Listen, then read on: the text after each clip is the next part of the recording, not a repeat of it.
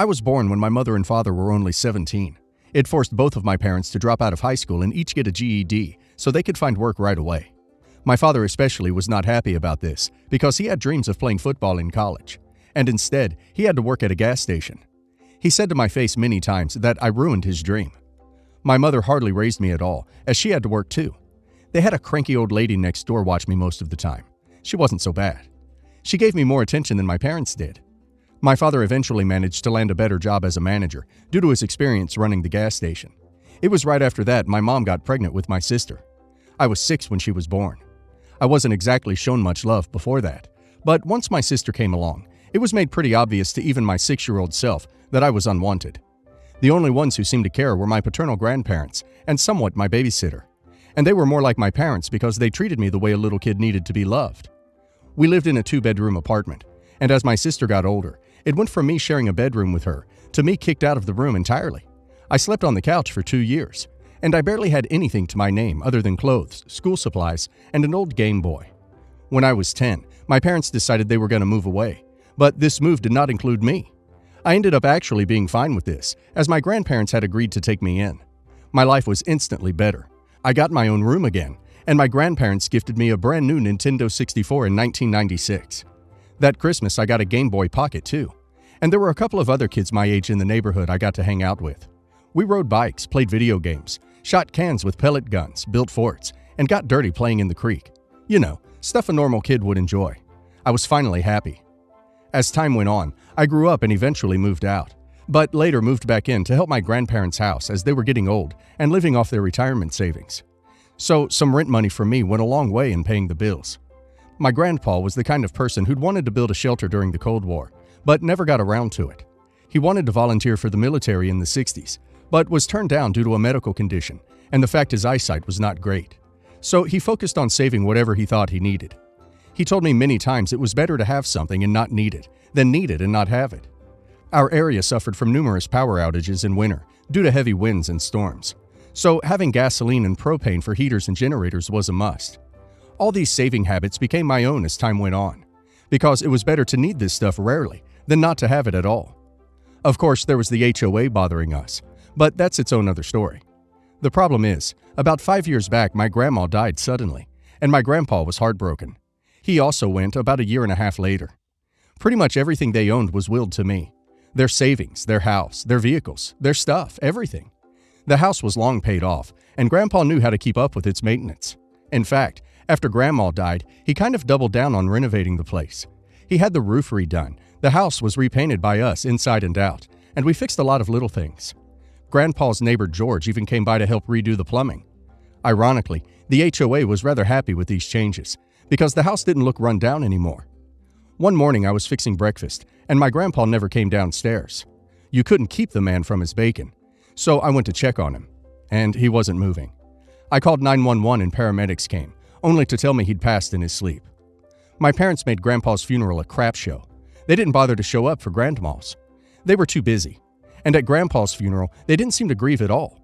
My sister also showed up wearing a brightly colored designer dress, which I wasn't happy about, as it was a church clothes-only function. I noticed my parents repeatedly whispering to each other and glaring at me whenever I looked at them.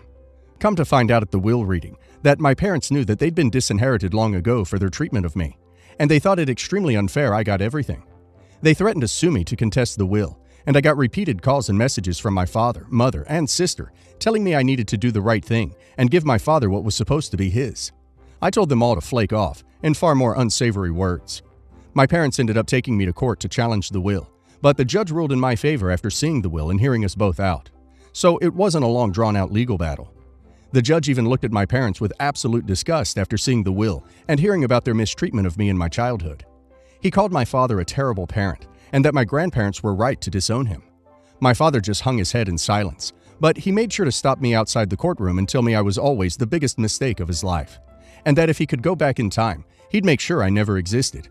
He should have been a football star, and instead, he has to wear a name tag for a 9 to 5. I told him that, mistake or not, Grandma and Grandpa could see what kind of nasty person he was. I didn't ask to be born, and the only real love I ever got was from my grandparents, and he was no father of mine anymore.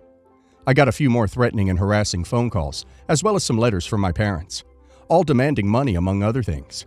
But over time, they just stopped because I completely stonewalled them. Never responded to the emails or letters, and I stayed silent during the phone calls. A few times, I just left the phone sitting on the counter with them ranting till they realized I wasn't listening. Aside from not getting the house or money, my parents seemed particularly irked that they could not even get a rise out of me. But I was prepared to go to war against them, and they knew it. So in the end, they just left me alone. From what I know looking at Facebook the past decade, my sister tried to get into modeling, got married, had 2 kids, got divorced, and is currently unhappily working a job she feels is beneath her. My mother currently works retail and is also vocal about her disdain of it. Like my father, she peaked in high school. She was a cheerleader back then and even had her old uniform framed on the wall. My father has pretty much had the same job for 25 years. He must be good at it if he's still doing it. As for me, well, I'm in my late 30s now, and I live pretty much debt-free in a nice neighborhood. I haven't really had a girlfriend since high school, and I've had little motivation to ever have another relationship. But loneliness gets to everyone, so maybe I'll try to find someone soon. Not many are in the financial position I'm in at my age. Single, paid-off house, 2 vehicles, and a decent amount in the bank. I guess I could aim to be a stepfather. That might be more my speed. Should have been a football star. Nope. Plenty of high schoolers become early parents and go on to have successful careers. If he made it to college ball and hit some sort of adversity, he would, what? Come up with some sort of excuse and avoid responsibility? Piece of crap. As you said, your parents peaked in high school, yet instead of making something of themselves, they chose to scapegoat you for their failures. I'm glad that you ultimately triumphed over these toxic people. Go out and live your life while your parents wallow in the witch's brew of their miserable lives. All I can say is the likelihood of your father being a football star was very small. You turned out better for being with your grandparents. It's clear the parents weren't ready to have a kid, and instead of dealing with it in therapy, they pushed it on you. If they really hated it, they could have put you up for adoption, so there must have been some love somewhere. I, 38 male, have always enjoyed cooking and baking. My wife, 37 female, on the other hand, does not. So I do probably 95% of the cooking in our house, and I like to think I'm pretty good at it. My mother-in-law, 70 female, is also an exceptional cook, and we both shared recipes with each other over the years. But there is one recipe that she refuses to share with me, her apple pie. She says it's her great-grandmother's recipe and has been in the family for over 100 years. It's amazing, literally the perfect pie. After years of her making it and refusing to share the recipe, I stopped asking. But I started experimenting on my own, trying to reverse engineer it and recreate it. I did this by taking a slice home every chance I could so that I could use it as a taste test. It took a lot of test runs and failures, but this year is the closest I have ever gotten to recreating it. It's not 100% there yet, but it is damn close. I know I'm still missing something, but I haven't figured out that final piece yet. My wife's family had a potluck get-together this past weekend because mother-in-law had a fall. She's fine, just bruised. She was just kind of scared by the whole ordeal. She had to go to the hospital to make sure nothing was broken. She wanted people to get together so that she could have some comfort. Since she's not able to do much physically, I offered to bake apple pie and bring it. So I made an apple pie as close to mother-in-law's recipe as I possibly could. Again, not a 100% recreation, but really close. When people started having desserts, a few people made comments about how amazing it was that mother-in-law was able to still cook her apple pie after what happened. Mother-in-law looked confused and said that she didn't make her apple pie. I said that I made it and tried to recreate mother-in-law's recipe. Mother-in-law says I couldn't have made it exactly like hers because she never gives out that recipe. I told her I didn't use her recipe. I've just been trying to recreate it in the past few years. She tried a slice and immediately accused me of stealing her recipe somehow. I reiterated that I never got her recipe. I've just been trying to reverse engineer it and that I know it's close, but it's not there yet and something is still missing. But she was convinced that I stole her recipe somehow, and it started a fairly big argument that ended with me being asked to leave. My wife ended up staying behind to calm things down before coming home. When she got back, she was pissed at me too. She said I should have known better than to bring something like that when mother-in-law is not in good shape. She said I got mother-in-law all wound up and irritated, all so that I could try and boost my ego and try to make mother-in-law look bad. She said I should know how much that recipe means to mother-in-law, and that it's one thing to try and recreate it at home, but I was totally in the wrong to bring it to a potluck like that when people are expecting mother-in-law to make the apple pie. Mind you, my wife was 100% aware I was bringing that pie. Edit. I seriously and honestly thought this would be a nice way to honor mother-in-law. There was no malicious intent behind my actions. Some of you are incredibly cynical to attempt to attach desires of revenge or malice when I was just trying to do something nice for mother-in-law when she's feeling down. Clearly my execution was poor and it was received badly, but I had zero intention of showing up mother-in-law or trying to replace her recipe. I was just trying to do something nice. Soft, you're the a-hole. Everyone sucks here. You knew it was a point of pride for her, hence her strange refusal to share the recipe. You should have easily made the next mental leap that bringing her pie to a family event would not be well received. You basically said, "Duck you, I'm getting the recipe anyway." She is definitely the weird one here, but you really should have known not to poke that particular bear. Edited to add, I don't blame you for reverse engineering the pie. I'm a fair cook and consider anything I taste or see to be fair game for me to try. You should have just kept it, the pie, away from mother-in-law. I'm going with you're the a-hole, not because you recreated the recipe, but because you took the pie to the potluck, knowing how much this elderly lady valued and took pride in preparing this recipe for the family. It sounds like this was her one thing. From working with elderly people, I've seen many that feel like their life is over. They have nothing to contribute and feel left out or alone.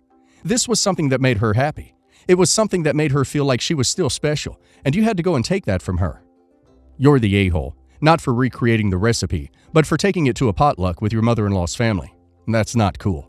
You know that pie is her thing.